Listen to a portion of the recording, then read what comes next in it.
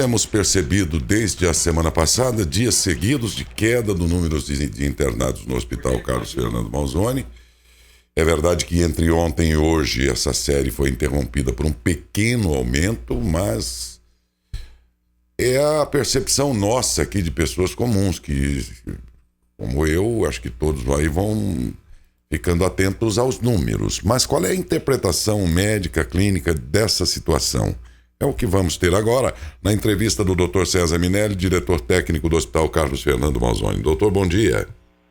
Bom dia, Laércio. Bom dia a todos os ouvintes, telespectadores. Qual é a leitura que vocês fazem desses números desses 7, 8 dias seguidos de queda, embora a pequena elevação de ontem para hoje, doutor César? Sem dúvida, nós estamos observando aí uma tendência de queda, né, desses números, já está bem clara. Nós tivemos o maior pico de pacientes internados, foi de 67 pessoas internadas, e depois isso daí começou a cair, né, foi para 64, 62, 50 e pouco, e agora em 40, né. São números que deixam a gente mais animados, né, mas isso não quer dizer que a gente pode abaixar a guarda, né? A gente precisa continuar alerta, manter todas as medidas. E a nossa preocupação agora é a consequência desse feriado que teve da Páscoa, agora da Semana Santa, né? Nós sabemos que ocorreram muitas reuniões, muitas pessoas viajaram, reuniões em chácaras, e isso daí pode levar a um aumento de mais casos entre 10 a 14 dias, mais ou menos. Então a gente precisa manter todas as medidas de isolamento social, continuar usando máscara, mesmo quem já foi vacinado, álcool em gel, e observar como vai ser a tendência nos próximos dias. Essa cepa da Amazônia, ou brasileira, como muitos preferem chamar, ela tem por característica uma ação e uma manifestação de sintomas bem mais breve do que a anterior. Estamos hoje numa quarta-feira, 3 dias depois da Páscoa. O senhor acha que esses números aumentados de ontem para hoje podem estar refletindo já esse temor de vocês que a Páscoa pode ter ocasionado infecções? Não, é um dia só, né? Eu acho que é muito precoce para a gente falar que houve um aumento baseado numa medida só. Acho que a gente tem que ver a continuidade dos dados, né? Dos próximos dias, para ver se haverá uma mudança na tendência ou não. Os números brasileiros mostraram um recorde de mortes ontem e um alto número de contaminados Brasil afora de um tempo para cá. Enquanto que a região aqui começa a experimentar alguns números que caem em muitos municípios aí. Terá sido isso, hein, doutor? Será que essa cepa chegou primeiro aqui e está fazendo ainda todo esse estardalhaço para só depois chegar a outras regiões aumentando os números nacionais? Não, nós temos que considerar que o estado está na fase vermelha já faz mais de 2 semanas, né?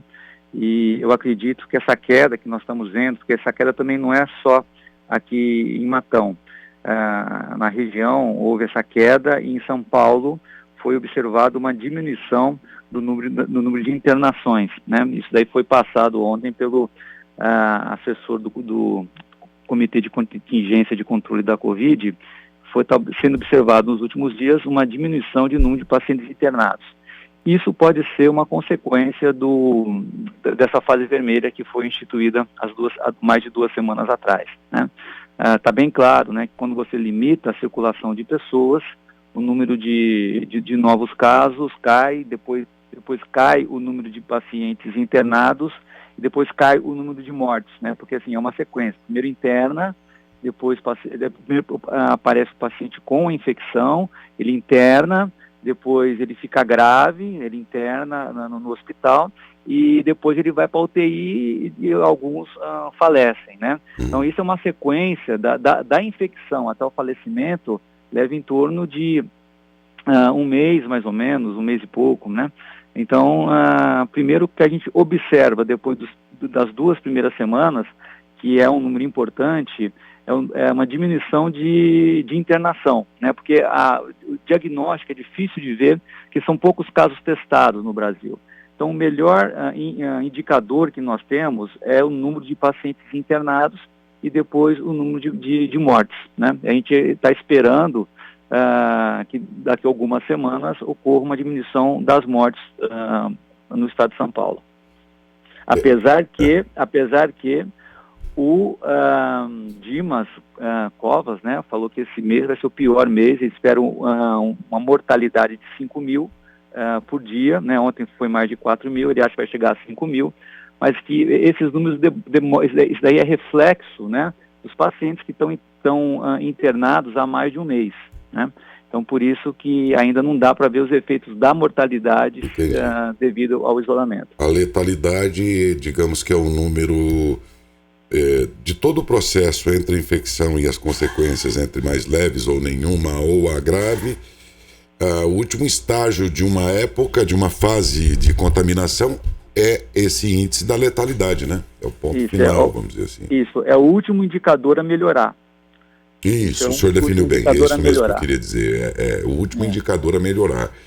Então, agora, a julgar, doutor, pelos números do hospital, por exemplo, não é? Que mantém doentes leves e graves também, e eles terem diminuído aí esse período agora dos últimos 8, 9 dias, isso serve como parâmetro para imaginar como estaria sendo a contaminação aqui fora do hospital entre as pessoas? Isso pode estar acontecendo mesmo, ou seja, uma redução também entre as pessoas que não irão para o ambiente do hospital? É difícil a gente fazer uma inferência com esses dados, né? Mas só para você ter uma ideia, quando os números são às vezes até contraditórios, mas explicam essa questão do indicador que nós estamos falando, a nossa enfermaria está com muito menos pessoas internadas do que a UTI. A UTI está com 100% de pacientes internados, né? Então, a taxa de ocupação da nossa UTI está de 100% da UTI Covid, né?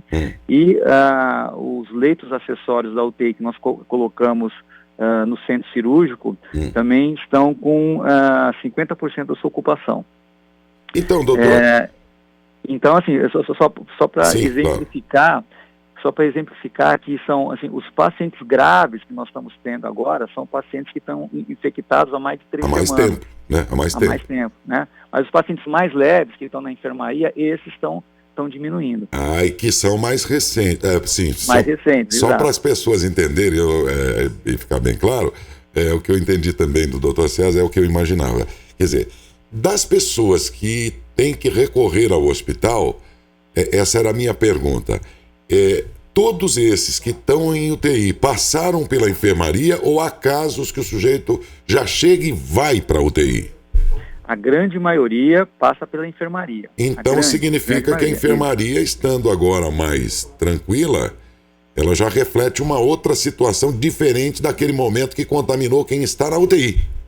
Exatamente. Isso é bom entender. Bom, não deixa de ser uma impressão aí animadora, né, doutor? Diante de um quadro desse, né? É alentador, né? A gente vê que a gente tem uma medida que a gente consegue diminuir o número de casos no hospital, o número de internações.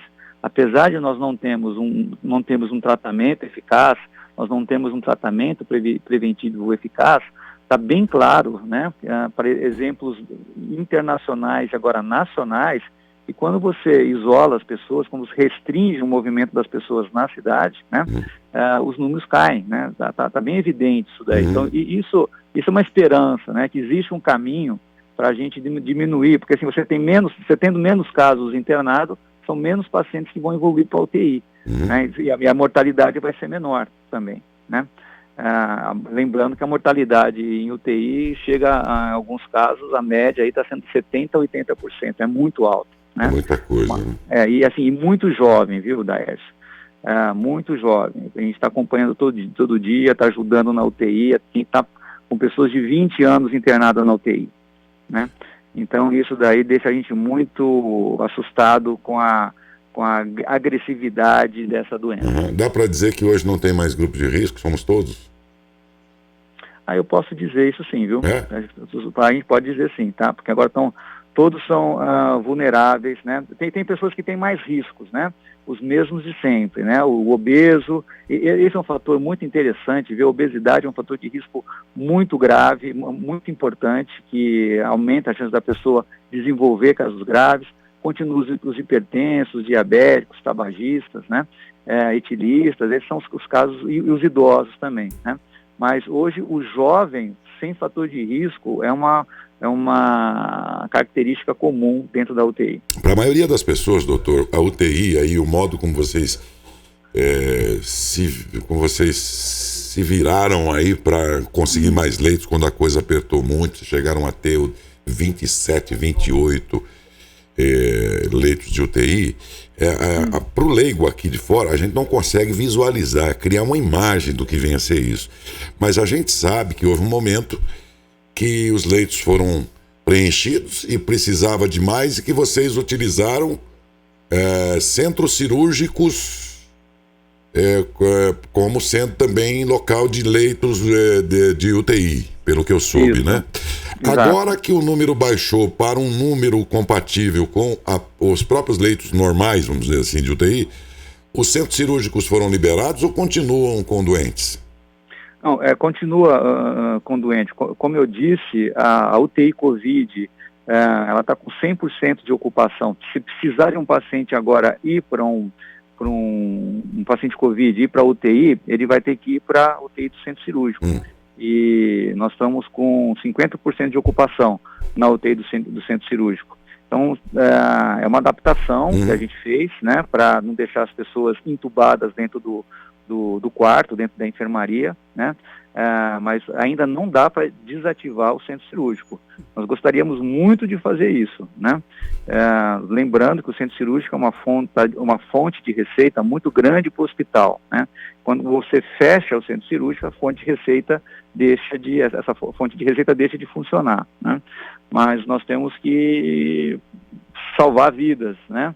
A preocupação principal agora do hospital, da gestão do hospital, da diretoria, da administração, é salvar vidas. Depois nós vamos ver como que a gente vai fazer para salvar a parte financeira do hospital. Os números que vieram baixando de 8 dias para cá, doutor César,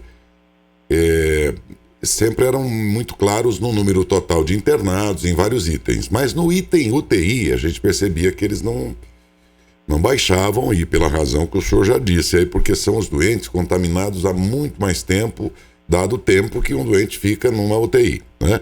Então daí a minha pergunta, é de se supor que também o índice dos internados em UTI, com o passar dos dias, tenda a diminuir? Sim, nós esperamos isso, nós esperamos que com o tempo venha a diminuir, mas nós não podemos esquecer, Daércio, que nós somos referência também para a região. Tem muitas cidades ainda que estão com pacientes precisando de UTI nas UPAs, nos pronto-socorros, e a gente acaba aceitando. Quando a gente tem uma disponibilidade de vaga aqui, a gente vê que nossa enfermaria não tem nenhum paciente precisando de UTI, nós aceitamos, né, numa questão de solidariedade com os outros hospitais, né? A gente também não quer também que as outras pessoas morram por falta de uma assistência adequada. Então a gente tem uma reserva, né, para os leitos do nosso hospital, e antes de a gente aceitar os casos, a gente vê se tem algum paciente que está precisando vaga de UTI internado, né, no nosso hospital.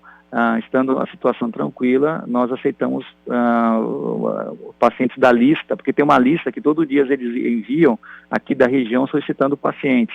Tem dia que a lista chega a 60 solicitações de vaga de enfermaria ou de UTI, né? Então, assim, a carência de leitos de UTI, mesmo leitos de enfermaria, é muito grande aqui na região, no estado de São Paulo, que é uma das regiões mais ricas do país, né? Então, essa demanda está muito alta, né? E nós temos que dar ajudá-los também, né? Porque pode ocorrer que no futuro nós precisamos dessa ajuda. O número de internados na enfermaria, que revela aí gente que foi contaminada 13, 14, 15 dias atrás, ele diminuiu, coincidentemente com o período em que o governo do estado adotou doutor César, o chamado plano emergencial, ou para muitos o plano roxo, adotou o roxo, fase roxa, enfim. O senhor acha que essa redução tem a ver com o plano com esse plano do governo do estado, que já dura 15 dias também? Eu acredito que sim. Eu acho que é uma consequência direta desse plano, que limita a circulação das pessoas, né? O vírus, para ele se reproduzir, ele precisa de gente tendo contato com outras pessoas, né?